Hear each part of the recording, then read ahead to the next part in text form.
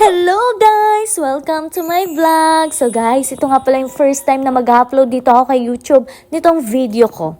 Yes guys, first time ko talaga to at super excited ako. At syempre, ang una kong vlog na gusto kong i-share sa inyo guys is ano nga ba yung mga ginagawa ko na literal ko talagang ginagawa guys kapag wala akong pasok sa school. Ayan guys, syempre ang una ko talagang ginagawa guys kapag may dumarating akong parcel. Yes guys, nag-unboxing ako kasi sa mga babae talaga ito yung pinakamasaya at pinakamasarap na ginagawa natin. Diba guys? Lalo na kapag talaga yung parcel na gusto mo na product yung dumating guys. O diba? Talaga naman tuwa-tuwa ako. And syempre guys, after ko nga mag-unboxing, isa din talaga sa literal na ginagawa ko is humilata kapag walang pasok. Yes guys, katulad ko rin siguro kayo na ganun, 'di ba?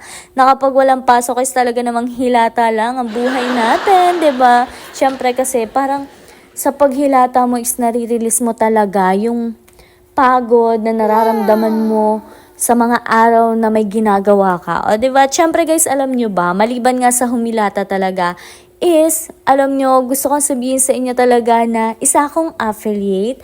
At syempre, ito yung pinaka-favorite ko din na ginagawa kapag wala akong pasok. Gustong-gusto ko talagang gumagawa ng mga videos. Tapos ina-upload ko siya.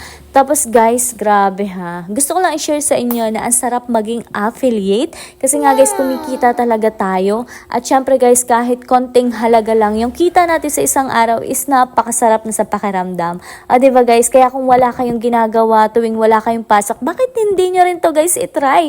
Para naman magkaroon kayo ng kita sa araw na wala kayong ginagawa. Kasi guys, sa totoo lang, kapag affiliate ka, nakahiga ka lang kumikita ka. And yes guys, kahit matumal ang benta, merong araw talaga na makakabenta ka ng mas malaki. O diba guys, super sarap sa pakiramdam. At yan guys, yun talaga yung mga literal kong ginagawa tuwing wala akong pasok. Yung feeling na gusto mo lang ipahinga yung sarili mo kasi wala kang pasok. O diba guys, kaya guys, alam nyo ba, kapag napunod nyo tong video na to, please subscribe to my YouTube channel. Goodbye! Thank you so much sa panonood!